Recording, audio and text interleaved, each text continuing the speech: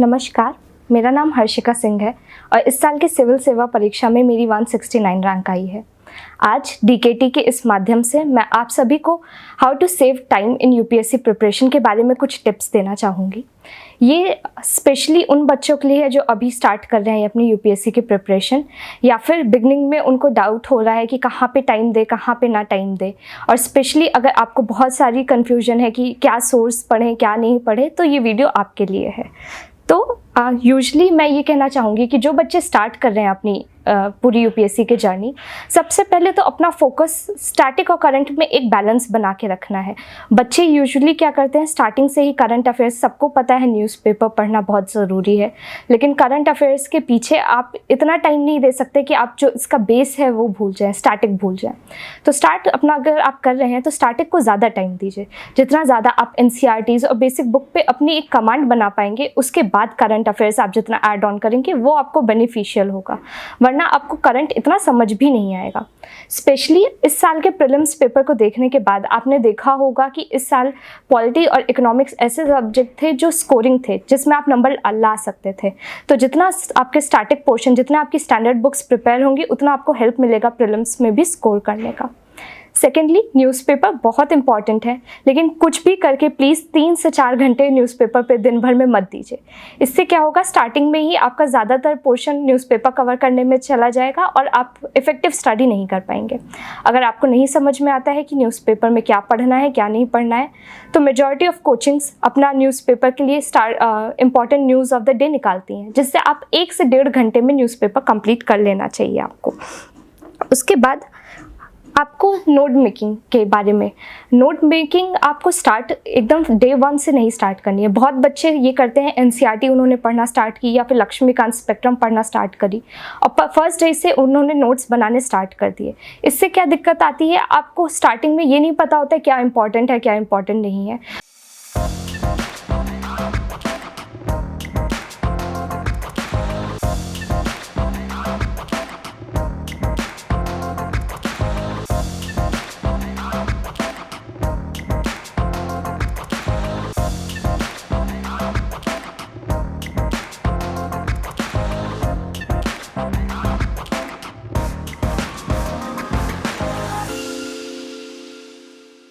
तो आप पूरी की पूरी बुक दोबारा से छाप के या फिर लिख के रख देते हैं अपने नोट्स में, जो आपको कभी हेल्प नहीं करेगा। एटलीस्ट आई वुड एडवाइस कि आप 2 से 3 रीडिंग जब तक एक बुक की नहीं कर लेते हैं, उसके नोट्स प्लीज़ मत बनाइए। 2 से 3 रीडिंग के बाद ही आपको समझ में आता है कि आपको क्या रिटेन हो रहा है, आपको क्या पढ़ना है, आपके लिए क्या बेनिफिशियल है। उसके बाद नोट्स बनाइए तो आपका टाइम काफ़ी ज़्यादा सेव होगा। उसके बाद अगर आपको लगता है कि ठीक है, आपकी स्टार्टिंग में जितनी स्टैंडर्ड बुक्स हैं वो कंप्लीट हो गई हैं, तो don't run for every other book जो कि दूसरे बच्चे आपको रिकमेंड कर रहे हैं। उसी को बार बार रिवाइज करने से आपके बेस ज़्यादा स्ट्रांग होंगे, रादर देन हर किताब खरीद लेने से और पढ़ लेने से। इससे क्या होगा, आपका स्टैटिक पोर्शन एक बार स्ट्रांग हो जाएगा तो आप ज़्यादा से ज़्यादा टाइम टेस्ट सीरीज़ पे दे सकते हैं। प्रीलिम्स के लिए बहुत ज़्यादा ज़रूरी है कि आप जितना टाइम प्रिपरेशन पे दे रहे हैं उतना ही टाइम अपने आप को टेस्ट करने में और टेस्ट सीरीज़ के लिए भी दें। टेस्ट सीरीज़ से आपको ये पता चलेगा आप गलत राह पे तो नहीं जा रहे हैं, या फिर आप कैसे मार्क कर रहे हैं, क्या सोच रहे हैं, क्या थिंकिंग है आपकी, और कैसे आप रियल पेपर में सोचेंगे। तो जितने ज़्यादा हो सकते हैं, अगर आपको लगता है कि आपकी तैयारी अच्छी चल रही है, आप प्रीलिम्स की टेस्ट सीरीज़ में इनरोल हो सकते हैं। अगर आपको लगता है कि नहीं, आप वो नहीं अफोर्ड कर सकते, तो सिंपली करोल बाग या कहीं से भी आप 20 रुपीज़ के फ़ोटोकॉपी आते हैं टेस्ट सीरीज़ के, वो खरीदिए। विजन आईएएस की टेस्ट सीरीज़ काफ़ी अच्छी है, उससे आराम से लगाइए घर पे बैठ के टेस्ट वाले कंडीशंस में। वो आपको हेल्पफुल रहेगा आगे के लिए अपनी प्रीलिम्स की तैयारी के लिए। स्पेसिफिकली अगर आपको लगता है कि आपका तैयार हो चुका है, एक सब्जेक्ट आपने पढ़ा और आपको लगता है कि अब वो तैयार हो चुका है, जैसे पॉलिटी आपको लगता है, तो विजन के 1 to 10 टेस्ट जो होते हैं वो स्टैटिक पोर्शन के लिए ही पूरे के पूरे डिज़ाइन रहते हैं। आप टेस्ट लेके देखिए, आपको पता चलेगा कि आपने क्या टॉपिक्स छोड़े हैं, क्या टॉपिक्स वीक हैं, और आप फिर से दोबारा उनको पढ़ने के लिए जा सकते हैं। ये आपको हेल्प करेगा आपका टाइम बचाने में। आपको बार बार पूरी किताब पढ़ने से बेटर आपको एनालाइज कर सकते हैं कि क्या गलत आप कर रहे हैं, कहाँ पे आपकी कमियाँ हैं, उसको ज़्यादा सुधार सकते हैं। इसी तरीके से मेंस पेपर में भी मैं आपको कुछ टिप्स देना चाहूँगी कैसे आप अपने टाइम बचा सकते हैं। जीएस पेपर 1 काफ़ी ज़्यादा स्टैटिक पोर्शन है, तो बहुत से बच्चे हिस्ट्री पढ़ने में इतना टाइम दे देते हैं कि बाकी पेपर पढ़ने का टाइम ही नहीं मिलता है। हिस्ट्री, मॉडर्न हिस्ट्री मोस्टली हर बच्चे की स्ट्रॉन्ग रहती है और सब उसमें एक अच्छा आंसर लिखने में केपेबल होते हैं, लेकिन अगर आप मॉडर्न हिस्ट्री को बहुत ज़्यादा टाइम दे देंगे तो आपके लिए वर्ल्ड हिस्ट्री या पोस्ट इंडिपेंडेंस पढ़ने का बिल्कुल टाइम नहीं बचेगा, जो कुछ बच्चे गलती करते हैं। अगर आपको ढंग से पूरा भी नहीं पढ़ना है तो एटलीस्ट इतना आपको आना चाहिए कि कोई ईजी आंसर आ रहा है, क्वेश्चन आ रहा है तो आप उसे ना छोड़ें। एटलीस्ट एक रीडिंग वर्ल्ड हिस्ट्री या पोस्ट इंडिपेंडेंस की भी होनी चाहिए। ऐसे ही ज्योग्राफी की वेटेज बढ़ती जा रही है, ज्योग्राफी को वेटेज दीजिए, उसके आंसर राइटिंग कीजिए, डायग्राम्स बनाइए जिससे आपका स्कोर बढ़ सके। सोशल इश्यूज़ में अगर आपको लगता है कि हाँ आपको नहीं समझ में आ रहा है, आपको क्या सोर्स फॉलो करना चाहिए, आपका बहुत टाइम जा रहा है, तो विजन का वैल्यू एडेड मटेरियल से आप सोशल इश्यूज़ तैयार कीजिए और उसके बाद विजन की जो टेस्ट सीरीज़ आती है उसके मॉडल आंसर्स जो होते हैं उससे आप अपने आंसर्स फ्रेम कर सकते हैं। उनके शॉर्ट नोट्स बनाइए, उसमें काफ़ी अच्छा कंटेंट रहता है जिससे कि आपके आंसर्स फ्रेम हो जाएंगे। देन आते हैं GS2 पे। GS2 काफ़ी डायनेमिक पेपर है जिसमें गवर्नेंस एक इम्पॉर्टेंट पार्ट रहता है, तो रादर देन आप पूरी सेकंड ARC पढ़ने के एक अच्छी विजन से ही या फिर किसी भी एक अच्छी इंस्टीट्यूट से उसकी समरी लीजिए, उसके खुद के नोट्स बनाइए और ऐसे ही जैसे लक्ष्मीकांत में दे रखा है, सरकारिया कमीशन की शॉर्ट समरी दे रखी है, पंछी कमीशन की समरी दे रखी है, national commission to review the working of constitution की समरी दे रखी है। इन सब के शॉर्ट पॉइंट्स जो आपको लगता है कि अभी भी इम्प्लीमेंट नहीं हुए या अभी भी आप रिकमेंडेशन में दे सकते हैं, ये अपने पास लिख के रखिए। इससे क्या होगा, जब आंसर्स आएंगे तो आपके पास रिकमेंडेशंस रेडीमेड रहेंगी, तो आपको आंसर लिखने में जल्दी आराम से हो जाएगा और टाइम भी कम लगेगा। इसी तरीके से सेकंड पेपर में सबसे ज़्यादा ज़रूरी है आप कितने ज़्यादा रियल उसको करंट से रिलेट करते हैं।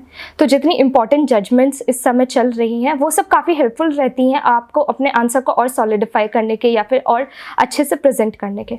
तो ला एक्स की एक इम्पॉर्टेंट जजमेंट्स की 20 to 30 पेजेस की डॉक्यूमेंट आती है जो बहुत ज़्यादा इंपॉर्टेंट है। अगर आपको पूरा सब कुछ नहीं मिल रहा है एक जगह से, आप टाइम मत वेस्ट कीजिए एक एक जजमेंट ढूंढने के, उसमें से आपको सारी जजमेंट मिल जाएंगी। उसके नोट्स बनाइए या उसको खुद ही को बार बार रिवाइज कीजिए और अपने आंसर्स में डालिए।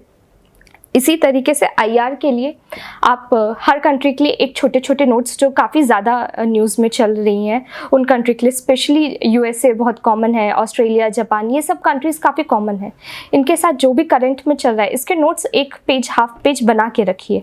ऐसे ही अपनी नेबरिंग कंट्रीज़ के साथ अपना एक एक पेज के नोट्स बना के रखिए। तो ये आपको टाइम सेव करेगा, पूरा पढ़ने के लिए नहीं, लेकिन आप इसी से रिवाइज कर सकते हैं। उसके बाद आते हैं GS3 में। GS3 में आई वुड एडवाइस कि आपको जितने ज़्यादा डाटा पॉइंट आप लिखते हैं, जितनी ज़्यादा आपको नॉलेज रहती है वो काफ़ी हेल्पफुल रहता है आपके आंसर को जस्टिफाई करने में। तो CSE विकी में टॉपर्स, जितने CSE टॉपर्स हैं उन्होंने अपनी अपने स्ट्रैटेजी और काफ़ी हेल्पफुल वो साइट है फॉर आंसर्स या फिर जो भी आपके डाउट्स हैं, उसमें एक इम्पॉर्टेंट डाटा एंड फैक्ट्स की लिंक रहती है, आप उस पर क्लिक कीजिए।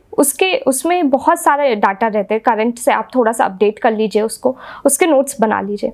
ये सारे डाटा आपको हेल्प करेंगे आपको फर्दर अपने आंसर्स अच्छे करने में, और आपको हर चीज़ ढूंढनी नहीं पड़ेगी, आपको एक जगह पे मिल जाएगी जो आपका काफ़ी ज़्यादा टाइम बचाएंगे।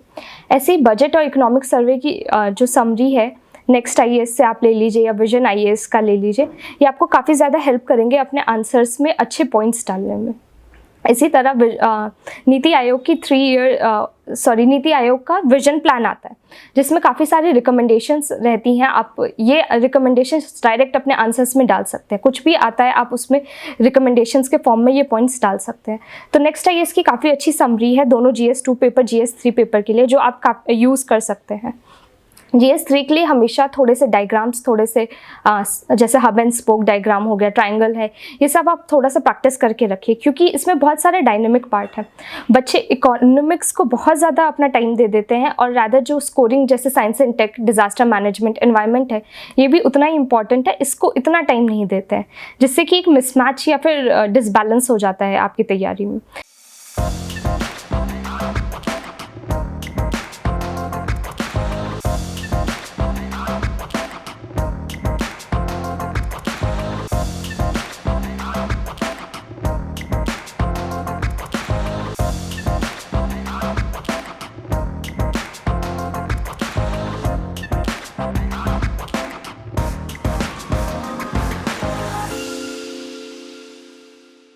इकोनॉमिक्स इम्पॉर्टेंट है, आप उसको टाइम दीजिए, लेकिन उसी के साथ अगर आपको लगता है कि साइंस एंड टेक है, एनवायरनमेंट है, इसको मेंस 365 से अपना कवर करके रखिए, क्योंकि इससे भी अब क्वेश्चंस की वेटेज काफ़ी ज़्यादा हो चुकी है।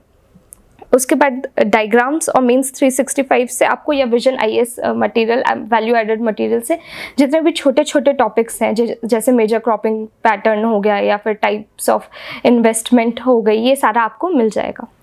देन आते हैं GS4 पे। GS4 पे इस समय काफ़ी ज़्यादा नोट्स, काफ़ी ज़्यादा हर कोचिंग के नोट्स मिल जाएंगे आपको, नई नई बुक्स मिल जाएंगी। बट आई वुड से कि आप सिर्फ कोई भी एक किताब उठाइए जो आपको लग रहा है कि हाँ ठीक है ये बहुत सुनी हुई है, लेक्सिकॉन उठाइए या फिर डिकोड एथिक्स या जो भी आपको लगती है, उससे एक बार पढ़िए, अपने खुद के नोट्स बनाइए, अपनी सारी वैल्यूज़ की जितने भी जैसे लिखे रहते हैं, एटीट्यूड हो गया, बेनेवलेंसी हो गया, सबके अपने अपने एग्जाम्पल, अपनी खुद की डेफिनेशन तैयार कीजिए। और उसके बाद आप 2, 3, 4 बुक पढ़ने की ज़रूरत नहीं है, इसमें जितनी ज़्यादा आप प्रैक्टिस करेंगे उतना हेल्पफुल होगा। तो case studies I would suggest कि 2-3 केस स्टडीज़ आप डेली प्रैक्टिस कीजिए, आंसर्स प्रैक्टिस कीजिए। इसमें प्रैक्टिस ज़्यादा आपको टाइम बचाएगी रादर देन आप जितनी ज़्यादा किताब पढ़ेंगे। Then coming to optional, I would say कि ऑप्शनल में तो आपको हार्डवर्क करना ही पड़ेगा, इसमें कोई शॉर्टकट नहीं है, इसमें आपको टाइम देना पड़ेगा। ऑप्शनल यूपीएससी के लिए बहुत इंपॉर्टेंट वेटेज भी रखता है और आपकी थोड़ी इन डेप्थ नॉलेज भी चेक करता है। इसमें आप जितना अच्छे तरीके से तैयारी कर सकते हैं उतना आपको हेल्पफुल रहेगा। तो एट द एंड ये प्रीलिम्स और जीएस पेपर्स में ऐसे आप थोड़ा थोड़ा करके समरी पढ़ के, कोचिंग वालों के ऑलरेडी जो पब्लिकेशन आते रहते हैं, काफ़ी बीच में पब्लिकेशन लाइक्स के आते रहते हैं, जजमेंट के, कमेटी रिपोर्ट्स के, ये सारा आपको खुद नहीं पढ़ना होगा, आप उससे अपने नोट्स बना के उनको यूज़ कर सकते हैं। इससे आपका टाइम काफ़ी ज़्यादा बचेगा। और at the end I would say all the best to all aspirants.